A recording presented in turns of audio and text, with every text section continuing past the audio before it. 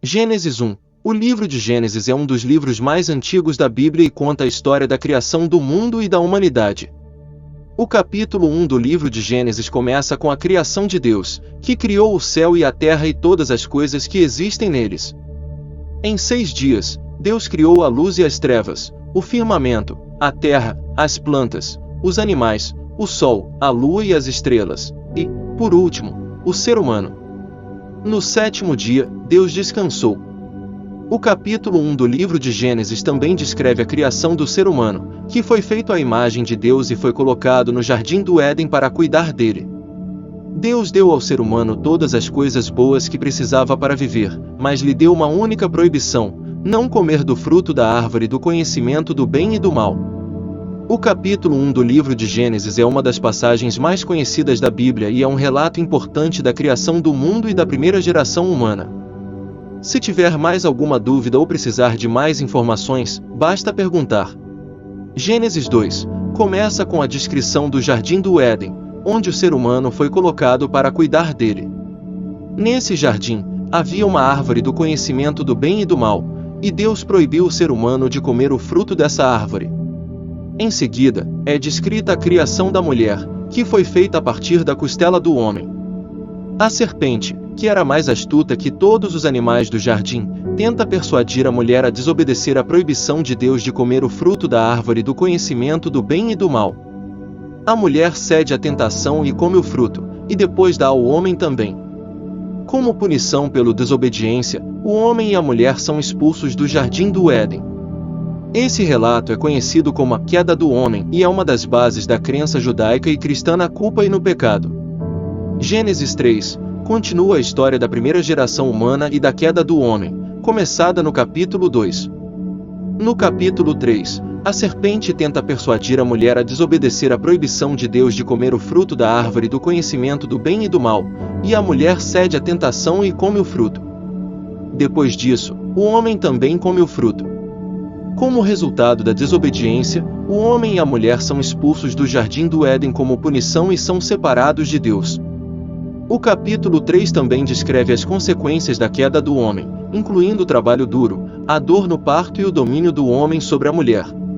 Gênesis é importante porque conta a história da queda do homem e das consequências da desobediência de Deus, que são temas centrais na Bíblia e na crença judaica e cristã. Gênesis 4 começa com a história de Caim, o primeiro filho do homem e da mulher, e Abel, o segundo filho. Caim oferece a Deus uma oferta de produtos da terra, enquanto Abel oferece o melhor de seus rebanhos. Deus aceita a oferta de Abel e rejeita a oferta de Caim, o que deixa Caim com raiva e inveja. Caim então mata Abel, e quando Deus o confronta sobre o assassinato, Caim tenta negar o crime. Deus, no entanto, sabe o que Caim fez e o pune exilando-o para longe de sua família. Caim protesta contra a punição, mas Deus lhe dá uma bênção protetora e lhe permite continuar vivendo e criando descendentes. O capítulo 4 do livro de Gênesis também descreve a genealogia de Caim e a criação de sua família, incluindo a criação de seu filho Enoque. O capítulo 4 é importante porque conta a história do primeiro assassinato na Bíblia e mostra as consequências da ira e da inveja. O capítulo 5 do livro de Gênesis é uma lista genealógica que descreve a descendência de Adão até Noé. Cada versículo do capítulo 5 começa com o nome de um personagem e diz quantos anos ele viveu, quantos filhos teve e quando morreu. Alguns personagens destacados no capítulo 5 incluem Sete, Enoque e Lameque. Também descreve a longa vida de Enoque, que foi tão íntimo de Deus que foi levado para o céu sem passar pelo processo da morte. O capítulo é importante porque fornece uma lista genealógica completa da primeira geração humana e descreve alguns eventos importantes na história da humanidade, como a longa vida de Enoque e a promessa de Deus de que nunca mais destruiria o mundo com uma grande enchente. O capítulo 6 do livro de Gênesis descreve a época em que os filhos de Deus se apaixonaram pelas filhas dos homens e tiveram filhos com elas.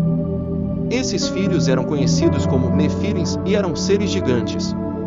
A Bíblia diz que os Nefilins eram guerreiros poderosos e que havia muitos deles na terra naquela época. O capítulo 6 também descreve como Deus se arrependeu de ter criado o ser humano e decidiu destruir a terra com uma grande enchente. No entanto, Deus escolheu Noé para construir uma arca e salvar a si mesmo, sua família e exemplares de todas as espécies de animais da enchente.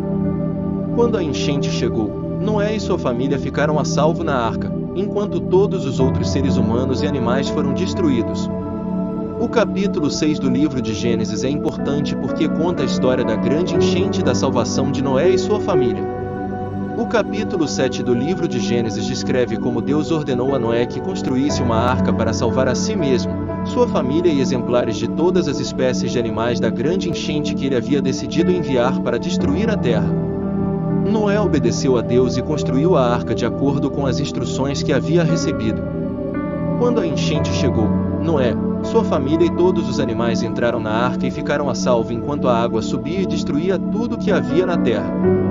A Bíblia diz que a enchente durou 40 dias e 40 noites, e quando ela terminou, a arca parou em uma montanha.